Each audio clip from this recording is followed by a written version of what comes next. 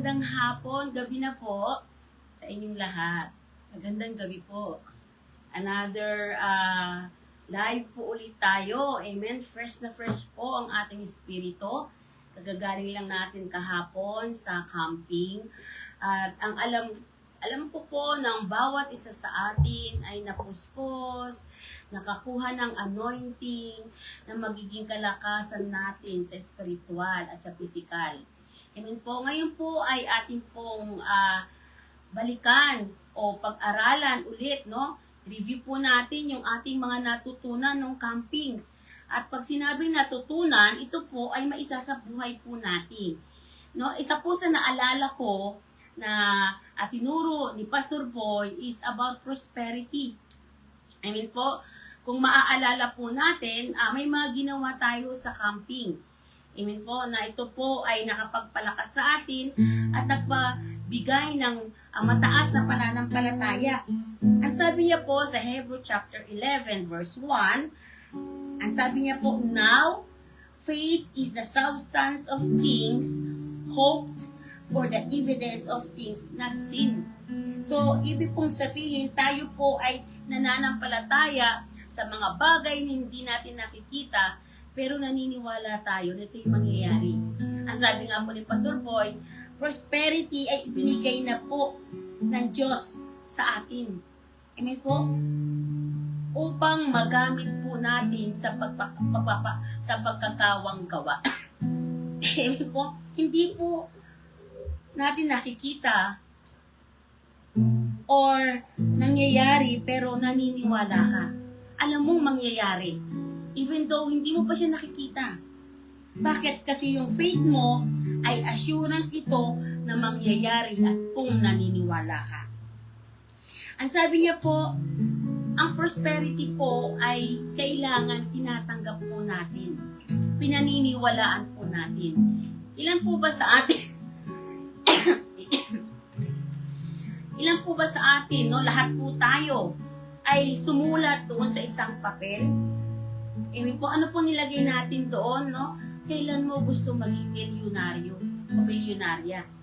At isa po sa mga binasa ng ating pastor ay may gusto ng 2023. Praise the Lord. Bakit? Kasi yun po yung faith niya. At ang Diyos ay sasakay doon sa faith mo. Yun ang gagawin ng Lord. Pero, kailangan ikaw rin ay may gawin. Yung iba naman po ay 2024. Yung iba 2025. At kung ano yung binabanggit ng ating mga bibig at pinaniniwalaan mo na ito ay mangyayari, ito po ay mangyayari. Ang sabi niya po sa Habakkuk chapter 2 verse 4, the just shall live by faith. Sabi niya po sa Tagalog, Habakkuk chapter 2 verse 4, ang hambog ay nabibigo kapag sa kanyang pagmamataas. Ngunit ang matuwid ay mabubuhay sa pamamagitan ng kanyang pananampalataya. Dahil sa ating pananampalataya, ang lahat ng biyaya ng Diyos o yung pagpapala ay makukuha natin. Pero sabi nga ni Pastor Boy, kailangan may gawin tayo. Hindi pwedeng nananampalataya lang tayo na hindi tayo kumikilos o wala tayong ginagawa. Hindi po, sasabi pa, tinuro pa po sa atin kung paano ba humingi ng pera. Hindi po, sabi niya po sa Lucas chapter 6 verse 38, ano pong nakalagay doon? Sabi niya po, magbigay kayo at kayo'y bibigyan din. So, ibig sabihin, magbigay kayo at kayo'y bibigyan din. Yung sumusuporta sa'yo na nagbibigay, kailangan in back, meron ka rin ibigay sa kanya. I mean po, it's better to give than to receive. Pero kailangan bigyan mo din po siya. I mean, yung sumusuporta po sa atin. Magbigay kayo at kayo'y bibigyan din. Hustong takal, siksik, diglig, at umaapaw pa. Ang ibibigay sa inyo is sapagkat ang panukat na ginamit ninyo sa iba ay siya rin gagamiting panukat sa inyo. Amen po. Magbigay kayo, sabi niya, ng husto, siksik at liglig at umaapaw pa. In return, yung nagbibigay at nagsusuporta sa atin ay kailangan bigyan din po natin. Amen po? Give and you will receive. Ang sabi nga po niya, fully outfitted, full support, fully furnished. Ang lahat pong ito ay kailangan ibigay mo din kasi sinuportahan ka niya. Amen. Habang nananampalataya ka, ay kailangan may kasama rin pong ginagawa mo, katulad po sa healing. Amen po, kailangan pag sinabi mo yung pananampalataya natin, no, manampalataya kang, magaling ka na. At ang sabi nga ni Pastor Boy, pag pinag-pray mo yung iyong sakit, naniniwala ka, ang gagawin mo, magpapasalamat ka na lang. Panginoon, salamat, magaling na ako. Salamat, Panginoon, magaling na ako. Amen po, kasi naniniwala kang ito, ay ikaw, ay gumaling na. At ganun din po sa pagpapala. Maniwala ka na ikaw ay pagpapalain. Amen po, yung prosperity. Amen po, upang magamit mo sa sa pagkakawang gawa. Kaya tayo binibigyan. Amen? Kasi magagamit natin sa ating ministry, sa lahat ng gagawin po natin pagdating po sa ministry natin. Amen po? So, kailangan lamang pong maniwala ka ng lahat ng ating pinag-pray o pinag-faith mo. Ang faith po ay nandun po sa kailangan maniwala ka. No? Paano tumataas ang faith po natin? Sa pamamagitan ng pakikinig ng salita ng Diyos. Amen po, kailangan maniwala ka para ang mga bagay na yun na iyong pinag-faith, amen, ay mangyari. Yan, amen po. Kasi po, dun po tayo nakabase, dun sa paniniwala mo. Amen po na, Lord, alam ko mangyayari to. Even though po, na hindi pa po natin nakikita, pero ito po ay mangyayari. Maniwala ka lang. Amen po. Kung ikaw ay sinusuportahan, suportahan mo rin po siya. Sa maraming bagay, amen po, kailangan po natin ibalik din yung support dun sa nagsusuporta sa atin. Amen po, at kailangan kong paniwalaan mo yung mga pinapanalangin mo at ang iyong pananampalataya. Yun lamang po, dito po si Pastor Rael. Amen. Magandang gabi po sa bawat isa sa atin. Ito po, fresh na fresh from campo, at nawa po ay nakapagpahinga na rin po kayo kahit po konti, at alam ko kulang pa rin yung pahinga, pero nagiging malakas tayo kasi po dala-dala natin ang anointing na galing po sa Panginoon. At ang dami po nating natutunan. At nawa po yung mga natutunan po natin ay patuloy po nating magamit. At alam ko po ngayon sobrang malalakas ang mga taga-Rema spiritually. Kayang-kayang gawin lahat ng gustong ipagawa ng Diyos. On fire. Ang mga Kristiyano ngayon, ang mga anak ng Diyos ngayon sa Rema. Kaya ito po, nagbabalik ulit po tayo para po naman ay mapagpatuloy natin ang gawaing naisin ng Panginoon sa atin. At inaalala natin ngayon ang nangyari po at natutunan natin sa camp. Yung pong ating team ay sa 2 Timothy chapter 3 verse 17. Sabi niya po, the man of God may be perfect, completely outfitted, fully supplied, fully furnished, decked out, and equipped unto all good works. Amen. Sabi niya po doon ay perfect. Sabi nga natin, ang sinasabi niya ditong perfect ay yung ating gagawin na ipagawa sa atin ng Panginoon. At bilang isang Kristiyano, kinakailangan po natin na laging handa.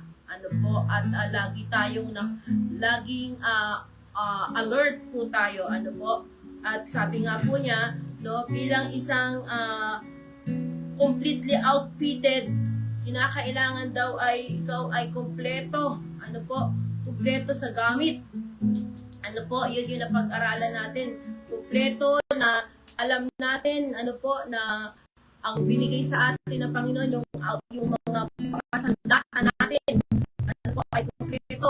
Hindi yung sandatang makakatalo, kundi yung sandatang makapanalo. Na ibigay po sa atin ng ating Pastor Boy, na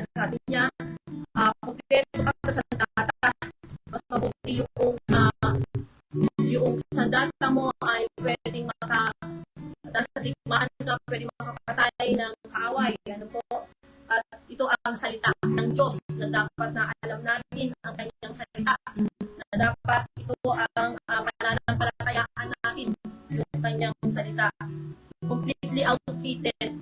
Alam mo, ano po ang salita ng Diyos. Yung faith mo ay makakapatay. Ano po, ang salita mo ay makakapatay. Ang salita ng Diyos ang makakapatay. At sabi nga niya, aalis na tayo dyan sa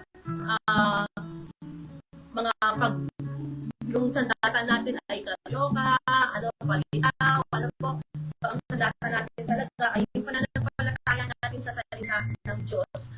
At kailangan kompleto po tayo dyan. Okay, so sabi niya yung fully supplied. Ano po? Kaya nga po dapat alam natin yung binigay na sa atin ng Diyos na give and you shall receive. No? Yan po yung ano doon yung pinakailangan meron po tayo na totoong pagpapala na galing sa Panginoon. Hindi nagkukulang. Ano po? Na yung pangangailangan natin pagka naghiling ka, meron lang. Ano po? Full supply. Hindi ka pinakapos. Hindi po tayo kawalan. Ano po? Kaya nga po, pinag-aralan natin ito at ito ay ating aaralin pa. Ano po? Kasi binigay sa atin ito bilang foundation. Ano po? Sa camp, no? At hingin mo kung ano yung gusto mo. Ano po? Sa Panginoon. Yung pera na naisin natin, nasa Panginoon yun. Hingin mo sa Diyos yung pera. Ano po? Worship ka sa Panginoon. Agapin mo. Ano po? Kung ano yung naisin mo. Ano po? At kailangan ngayon matuto na po tayo na manampalataya kasi ang binigay sa atin ng Panginoon ay fully supplied. Kung may kailangan ka, nandiyan dyan. Sabi nga ni Pastor, hindi ka na kailangan bumili pa ng buy one take one. O kaya naghahanap ka ng mura. Ano po? Kailangan branded. Ano po? Kasi fully supplied ka. Ayan, ang mga taga-rema. Kaya nga po ay hindi na tayo titingin sa presyo ngayon kasi fully supplied ka. Ano? At nandun yung faith natin na ganoon po. Ano po? At nandun nga rin po yung pagpapasasaayos sa atin na ituro din yun. No? Para maging fully supplied po tayo. Give and you shall receive. Ano po? So, next po ay fully furnished. No? Yun po kasama po yun. Kung ka sa gamit. Okay, kumbaga sa loob ng bahay, may ref ka, may TV, may aircon, may magandang kama, may sala, mayroong magandang washing machine, fully furnished, kompleto ka ng gamit. Ganun din po sa atin, ano po, bilang Kristiyano na yun po, kailangan po fully furnished po tayo, sa ating pananampalataya sa Panginoon. Ano po, sa simbahan natin, ayan, magandang mga gamit, ano po, yung mic natin, ano po, talaga namang pagka ginamit mo ay makakaganda ng boses talaga. Ano po, at saka yung mga lahat ng needs natin. So, fully furnished. Ano po, yung sinasabi niya po ito sa ating paglilingkod, kailangan po ay fully furnished tayo. Okay po, yung deck out, yung modernong gamit, ano po, hindi lang basta-basta sabi ni Pastor, hindi yung hindi na halos marinig yung mga sound system, kailangan malakas, maganda, ano po, pero yung kailangan lang maniwala po tayo sa puso natin na pagkakaloob ng Panginoon dito, ano po, mga high-tech na tayo, no? Yung mga camera, ayan, so may mas maganda para gumanda pa tayo lalo. Okay po, so yung mga modernong gamit ang sinasabi niya po dito. Ano po? Yun yung fully equip po tayo, kailangan marunong tayo, may alam tayo.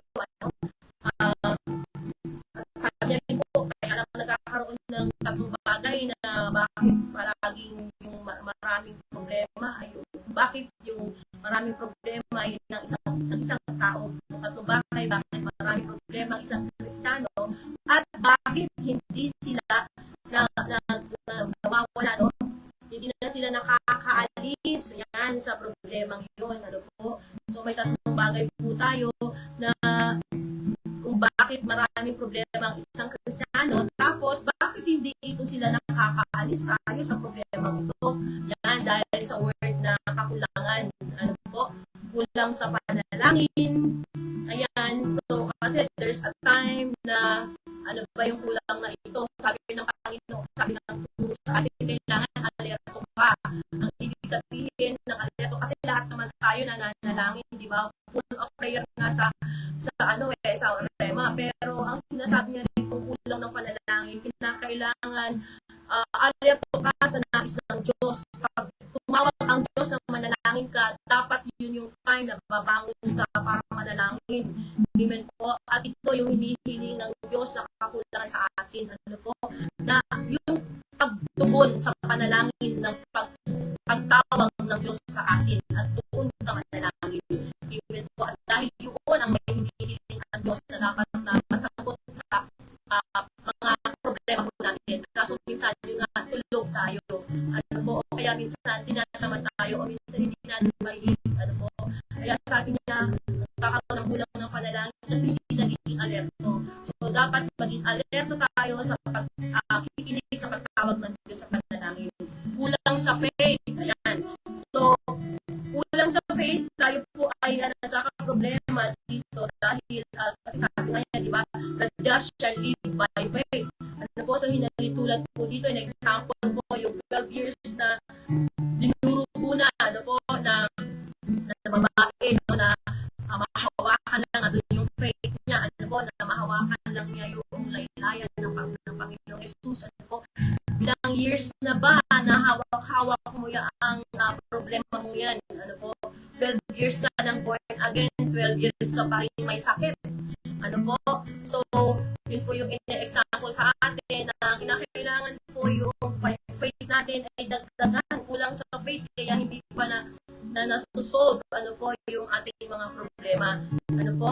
So, kinakailangan po natin taasan yung ating pananampalataya. Kinakailangan, sabi niya, paglalaban mo yung faith mo. Ano po? Kinakailangan mong gawin yung pananampalataya mo. Marami ba kung nasabi sa atin patungkol sa pananampalataya? Katulad nga ng anak ni Jairus. Ano po, patay na yung anak ni Jairus. Pero, ano po, nandoon yung pananampalataya ng Jairus, kaya sabi ni Jesus, okay, yung mga may pananampalataya lang, lumayas yung mga walang pinalabas, yung mga walang pananampalataya. Okay, so dagdagan po natin yung ating pananampalataya sa ating Panginoon na ilalaban mo yung sitwasyon mo. Amen, because the just shall live by faith. Ang pangatlo po, okay, ay yung sabi niya, nasa presensya ng Diyos. Ano po? Before po tayo mag-desisyon, before po tayo gumawa ng mga desisyon natin, magpapuspos ka muna sa Panginoon para maging tama ang iyong desisyon. Ano po? Para doon sa mga kahilingan mo. Ano po? Yung po, marami pong mga hiligis sa atin kasi ang pananampalataya ay patuloy sa pakikinig sa salita ng Panginoon. Ang presensya ng Diyos ang siyang nagbibigay ano po ng kasagutan para po sa ating mga panalangin. Yun po ang isa sa pinaka highlight ko is yung kung mag-decision ka sa lahat ng gagawin mo, magpapuspos ka muna sa ating Panginoon. Ayan, ang dami-dami ba po na dapat po natin ma-share na natutunan. At ngayon po, magpatuloy lang po tayo sa pananalangin. Yan po ang kailangan po natin. Ano po? Ay mapunuan lahat, no? Trabahuin natin lahat ng mga kakulangan. Amin po na dapat po natin magawa para we are as a Christian and ano po ay completely outfitted tayo. Magawa po natin yun. Fully supplied, fully furnished, deck out, and equipped. Ano po, into all good works. Magawa natin yung naisin na kalooban ng Panginoon. Ayan po. Sige po, sa mga susunod pa po na mag-share po dito, tayo muna po ay magpuri at pagpuri na manalangin sa ating Panginoon. Hallelujah. Samahan niyo po kami sa pagpuri sa ating Panginoon. Thank you, Jesus. Puri sapat sa aking at minamahal kita ng lubusan. Amoy nais ko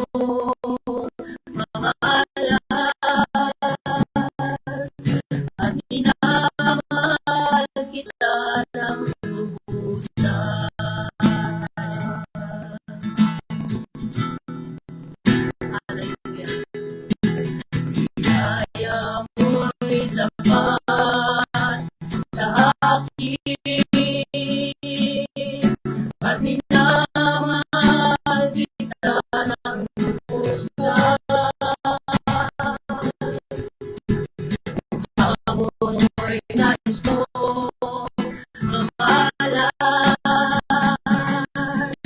at minamahal kita ng lubusan. At nang ako'y manalig at puno ng magtagumpay, kung nakikita ay pinaglagaan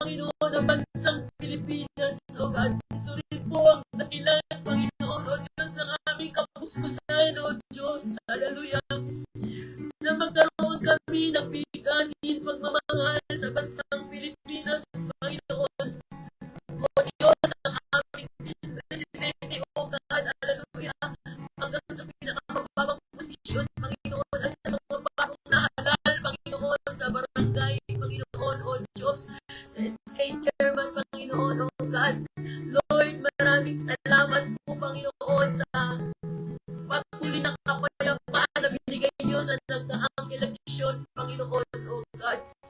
Dalangin ko, Panginoon, ang lahat, O Diyos, from President, O God, hallelujah, sa aming Presidente, hanggang sa pinakabababa ang barangay, Panginoon, O Diyos, na sila ang Panginoon na ilahalal, na ilagay, Panginoon, upang mga pamuno, O Diyos, sa aming gobyerno, Panginoon. Ang dalangin ko nga po'y samahan niyo po sila na patuloy, O God, na magkaroon ng tamang desisyon, Panginoon.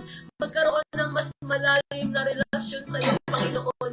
Upang, Panginoon, makita nila ang liwanag, ang linaw, Panginoon. Hallelujah, ang kaloob ng kalooban po, Panginoon, para sa bansang Pilipinas, O God.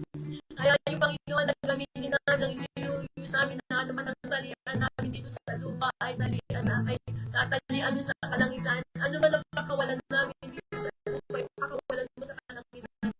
Tinatalian, pinawasak namin ang false religion sa pangalan ni Jesus sa bansang Pilipinas, sa pangalan ni Jesus. Ang kawalan ng pananampalataya sa pangalan ni Jesus ay pinawasak namin. Ang katigasan ng puso sa salita ng Diyos ay pinawasak namin in Jesus' name.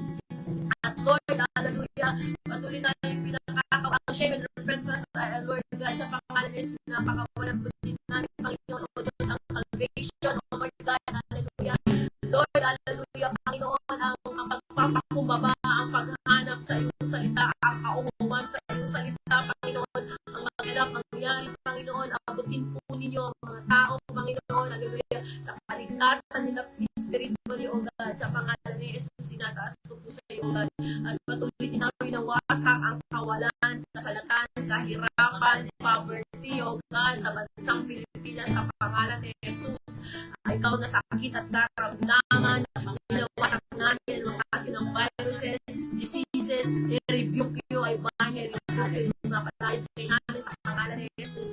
Ang espiritu ng kaguluhan sa pangalan ni Jesus sa bansang Pilipinas, ang espiritu ng mga bisyo, illegal gambling, sugal, ahalak sa pangalan ni Jesus, in Jesus' name, sa pangalan ni Jesus, ay nawasak namin dito sa pangalan ni Jesus, sa pangalan ni Jesus, at anumang mga pinapala masalas na trahedya sa bansang Pilipinas, sa pangalan ni Jesus, ay binawasak namin ang mga bagyo sa pangalan ni Jesus, sa mga trahedya sa pangalan ni Jesus, ay binawasak namin in Jesus' name. At Lord, nagpapakawala po kami, Panginoon, ng prosperity sa bansang Pilipinas, Panginoon, O God, ang kaginhawaan, Panginoon, ng kaluwagan, Panginoon, financially, O God, at ang mga pilihin, Panginoon, O Lord, patuloy mo pakailaman ito, Panginoon, na hallelujah, na yung pangangailangan namin, O Diyos, sa aming mga kakainin, Panginoon, sa pagbaba ng mga presyo, O God, tinataas namin ito, nakakawalan namin, Panginoon, sa pangalan ni Jesus, O God.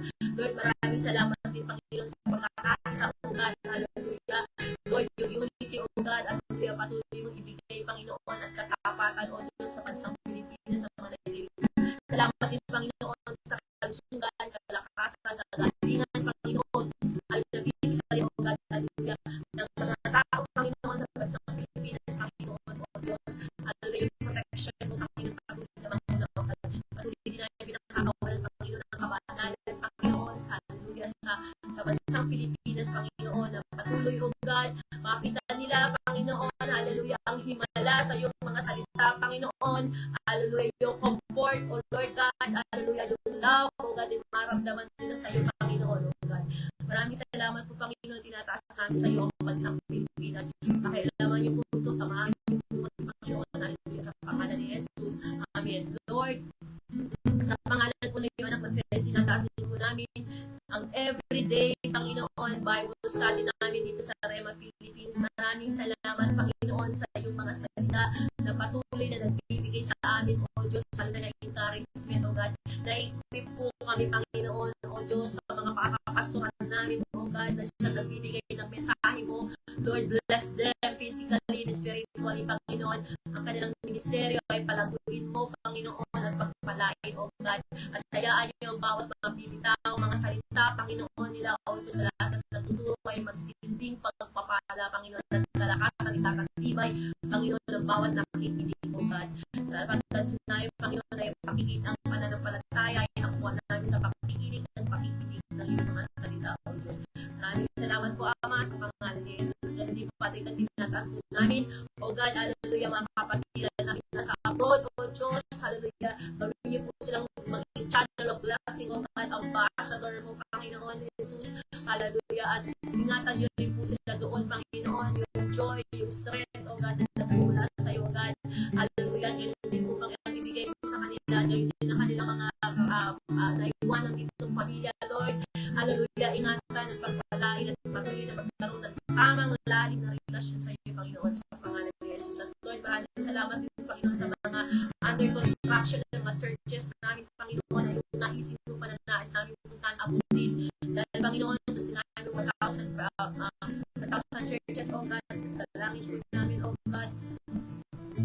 Hallelujah, O Lord God, na patuloy, Panginoon, O Diyos, na makialaman mo at patuloy, Panginoon, na kayo po ang magbigay sa amin ng wisdom, O God, kung saan po naroon ang mga simbahan itong Panginoon, na bubuksan mo pa, Padre God, sa pangalan mo na yung anak sa Jesus, O God. Lord, kayo din, Panginoon, tinataas mo ang mga bawat isa, O Diyos, hallelujah, na may hawak, Panginoon, sa kanilang mga panalangin sa iyo, O God, hallelujah, at doon po sa mga problema na nakasulat dito, babakitin ang kanilang mga bibig, O God, dalangin po, Panginoon, O Diyos, na patuloy mo rin po, O Diyos, hallelujah, ngayon pa lang, Panginoon, sagutin na, Panginoon, dahil sinabi ano man hilihin namin sa panalangin, manalig po kami na natanggap na namin yun, at matatanggap na namin, have our faith, O Lord God, na natanggap na po namin yun sa pangalan ni Jesus. At ang Panginoon, prayer rin sa aming Senior Pastor Boy, Panginoon, ang aming Senior Pastor Boy, patuloy niyo pong ingatan, Father God, tulad ng panalangin, prayer request ng buong prema, Panginoon, ang kalusugan niya, Panginoon, patuloy niyo ibigay, O God, hallelujah, at kumpletong kagalingan.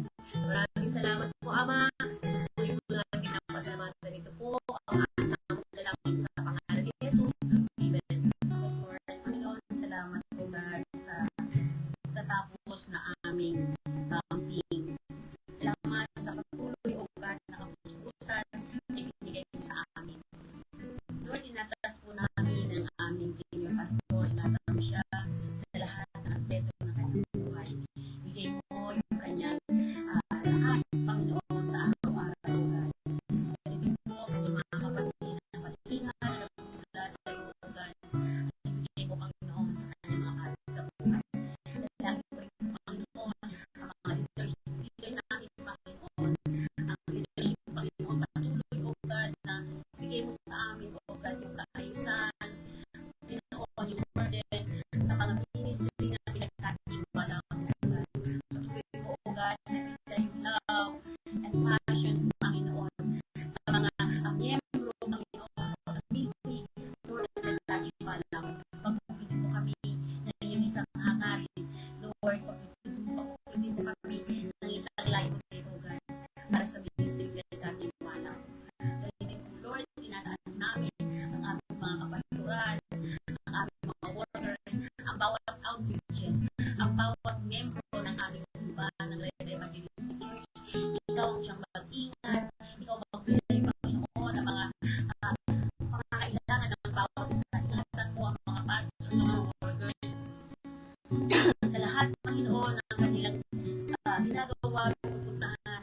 Bigay mo, O God, yung burden na lalo pang maging matatag sa pananampalataya sa iyong mga workers, sa mga pastors, at maging ang mga bawat membro at outreaches, Panginoon, ng aming simbahan. Bigay mo yung bigatin, Panginoon, ng paglilingkod, bigatin ng mga kahaluan na hindi pa nakakilala, O God. Ingatan mo ang bawat membro, mga pastors, ang mga workers, at salamat sa mga pangangailangan nila na patuloy mong isinusupply, O God. Lord, naniniwala kami, Panginoon, na nanampalataya kami. Nakikita mo ang puso ng bawat isa sa amin, O God. Ikat mo, Panginoon, O God, ng iyong mahabaging puso, O God. Ikaw ang siyang magbigay, Panginoon, ng lalo ang katatagan. O Lord, na maglingkod, Panginoon,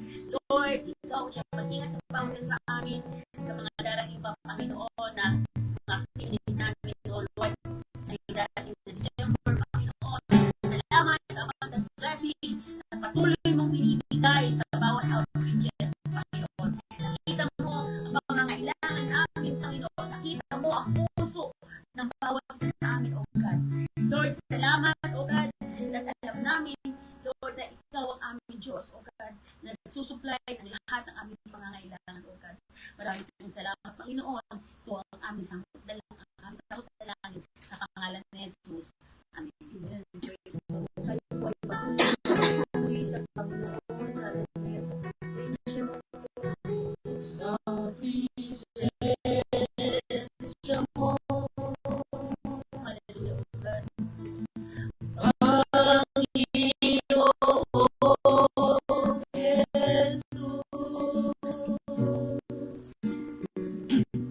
Angat ko lang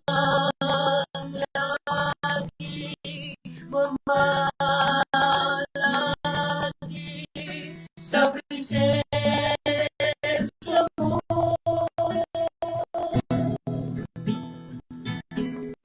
Sa presensya mo. Ang iyong Jesus.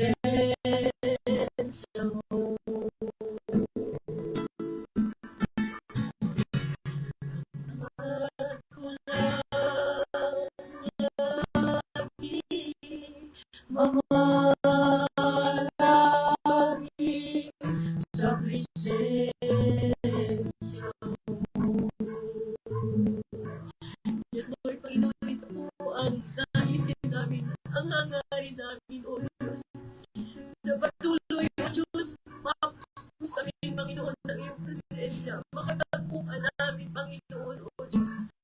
Ayaw po namin lumaluti, Panginoon. Nais po namin kasapatan ng iyong presensya sa mga anak mo, Panginoon. Inaasam-asam namin ito, O Diyos. At maraming salamat po, Panginoon. At ngayon po, salamat sa mga naipanalangin po namin. Ngayon pa lang ay inaangkin na po namin ang kasagutan.